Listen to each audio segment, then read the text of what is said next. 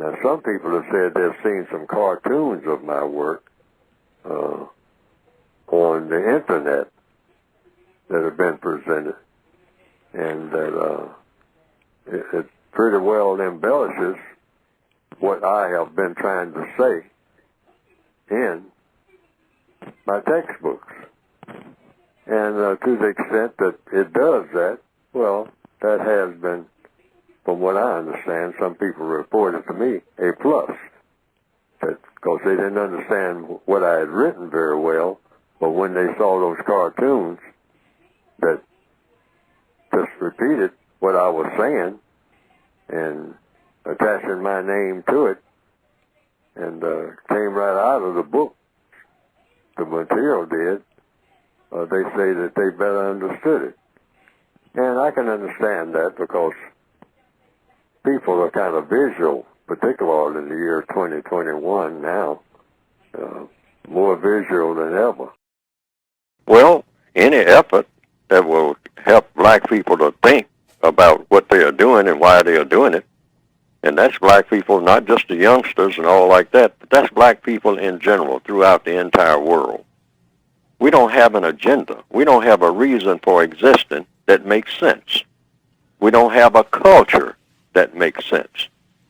Because if you just look at the essence of black culture, you can't even enumerate what it is, except a reaction to the culture of white supremacy. If the white supremacists are not holding us by the ear and say, okay, come here, fella, come here, okay, come with me, do this, do that, okay, when you finish doing this, I got another project for you. Now, we make sense when they are orchestrating what we are doing. You know, come over here and operate this machine. Okay, enough of that. Come down here and drive this vehicle. Okay, all right, enough of that. Come over here and build this bridge. Okay, enough of that. All right, now I'm going to allow you a little free time. See, once we get that free time, because, you know, the slave mentality is, hey, I'm not supposed to have free time. Somebody's supposed to be telling me what to do. So when I don't know, somebody's not telling me what to do every minute of my entire existence, I got no idea about what to do. I don't even know what I'm existing for. So then we fall into what we call the black culture stereotype, which is violence against other black people. And when I say violence, I mean verbal violence. Listen to black people walking down the street on their cell phone. If you don't believe it, if you think I'm making it up, listen to black people walking down the street on their cell phone. MF this and MF that. And I told that MF, and you know, and I told, and then that's both males and females. The female saying, Keisha came over to my house and she come up with all that S and started talking about this and whatnot, and you know, and she came over there telling me about Vanessa, and Vanessa is my sister, and I don't allow nobody to say nothing about my sister. This is, you know, from the back of the bus, cell phone talk, all hostile, nothing pleasant, not one word of civility out of all of it, wherever you find black people. Nothing being said that makes any sense at all, nothing that is constructive in any way. And so we have to have a constructive culture. So the first step toward remedying that, black people shouldn't come in contact with each other at all under any circumstance unless they have a constructive agenda. That's the key. Bitch nigga, walk with a switch nigga. Why you switch nigga, talk high pitch nigga? Know how we get niggas? Blah, blah, blah, blah. Yes, it's to be expected. This is to be expected. But we should understand, first of all, that we're programmed this way. Black people are toxic. All of us are toxic.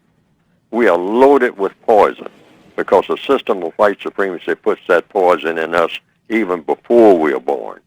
And when we're born into the system of white supremacy. We're not born into a system of la-la land.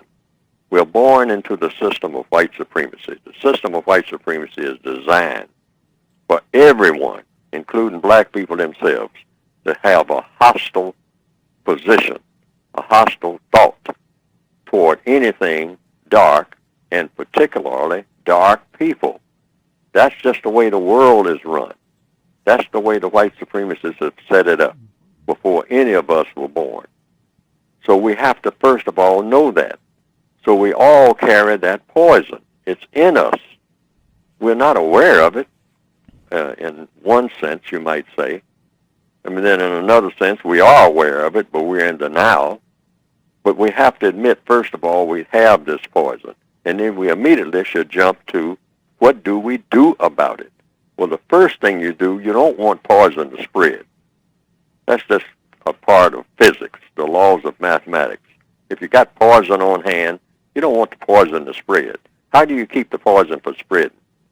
You make sure that every contact that every black person makes with every other black person has a plan beforehand to do something constructive.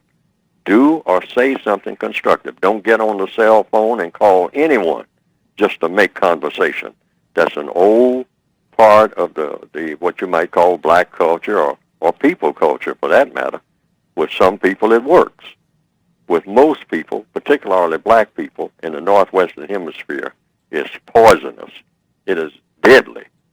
You don't pick up that cell phone and call anyone ever just to chat.